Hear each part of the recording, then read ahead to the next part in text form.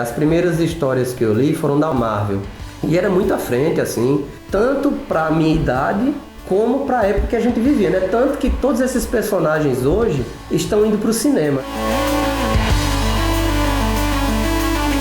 Aí o cara vai pro cinema lá, sou bacana, hoje tô vendo ali o Vingadores Ultimato, né? Só que Vingadores Ultimato eu li há 20 anos atrás e a galera tirava onda, né? Você tava com a revista em quadrinho debaixo do braço e às vezes um amigo, né? Até alguém da família criticava, dizia que aquilo era coisa de criança, era bobagem, né? Mas aí eu não ligava não, eu continuava curtindo, né? Aí hoje o cara se acha bacana, né? Veste a camisa da Marvel, acha todo legal, né? Legal era no nosso tempo, que ninguém entendia o que era e quem lia, quem comprava, quem se esforçava para comprar uma revista entendia uma coisa que a grande maioria não via. Todos esses personagens que estão indo pro cinema, todas essas histórias são inspiradas em histórias de 30 anos atrás, 20 anos atrás, entendeu?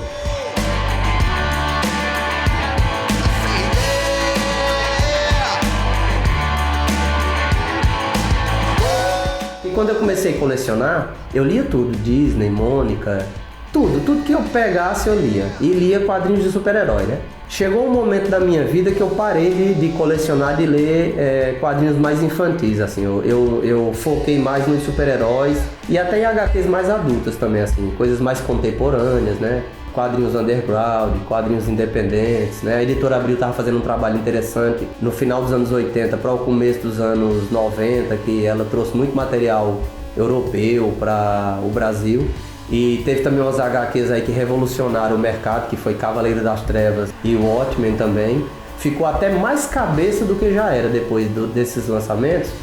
Aí assim, eu tinha uma noção de que o mercado estava mudando, sabe? A visão para os quadrinhos estava mudando ainda mais. Já era uma coisa à frente do seu tempo, mas chegou um momento que ele ganhou assim status de arte mesmo, assim.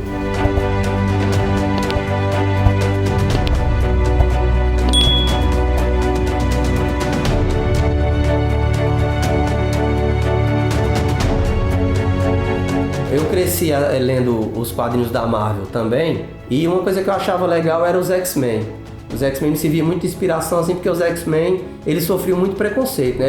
Eles são uma minoria de personagens que eram mal vistos pela sociedade. E eu era mal visto pela sociedade na época. Porque nos anos 90, que meus pais se separaram, Coremas era bem pequenininho, a gente era mal visto. A sociedade não aceitava a separação e a gente era muito pobre, a dificuldade financeira era muito grande, e a gente chegava no local, a gente era rejeitado.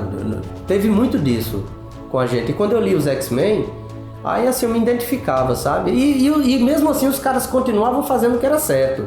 Não, mesmo assim o cara humilhava ele muitas vezes, e mesmo assim ele ia e ajudava o cara. Aí eu dizia, não tem problema, eu vou superar tudo isso e vou continuar acreditando nas coisas que eu acredito, continuar fazendo o que é certo. Eu posso morrer pobre, mas eu nunca vou roubar nada de ninguém, nunca vou querer nada de ninguém. Coisas desse tipo, né? O Peter Parker, por exemplo, também me identificava muito, porque ele era o Homem-Aranha, mas quando ele chegava em casa, ele era como eu, ele não tinha nada. Ele não tinha dinheiro para pagar as contas, a tia dele era doente, minha mãe não era doente, mas a gente não tinha grana, se adoecesse, não tinha como cuidar, entendeu?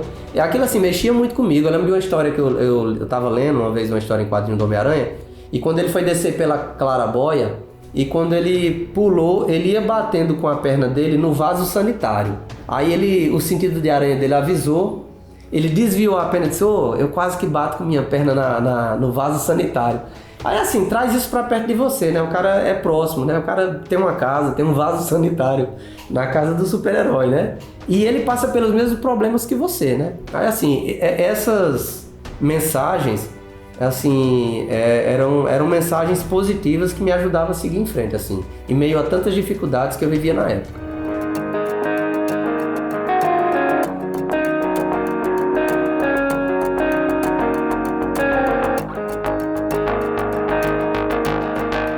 Hoje em dia a gente lê muito quadrinho de luxo, né? O quadrinho, na verdade, alcançou status de arte, né? Hoje em dia o quadrinho, além do conteúdo, tem também o primor da publicação, né? Hoje em dia tem muito lance de capa dura, né? Muita revista, muito livro, muito material luxuoso. E começou nos anos 90 essa história de produzir algo mais voltado para os colecionadores. A Editora Abril começou a fazer umas capas especiais com capas metalizadas, eu até tenho algumas bem legais da época que ela começou a fazer isso. Ah, eu ficava doido. O letreiro laminado, assim, bem legal, alto relevo, né? Vários tipos, assim, capa envernizada, capa pôster que você abria e virava um pôster, isso nos anos 90, né? Ali já pensando no colecionador.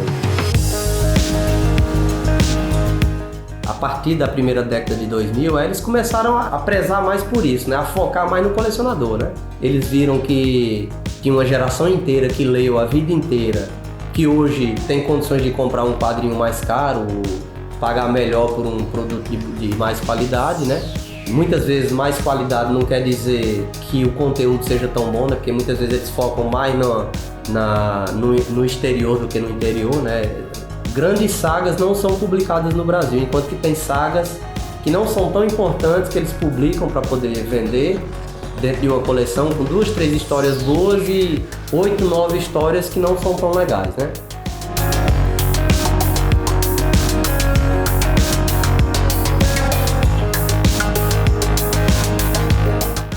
Eu vejo o futuro da cultura pop como uma coisa muito positiva. Pelo seguinte, porque nunca se consumiu tanto cultura pop. Em todas as vertentes, quadrinhos, cinema, né? Porque os heróis estão indo pro cinema. Aí quem assiste o filme fica fã do super-herói vai comprar o quadrinho.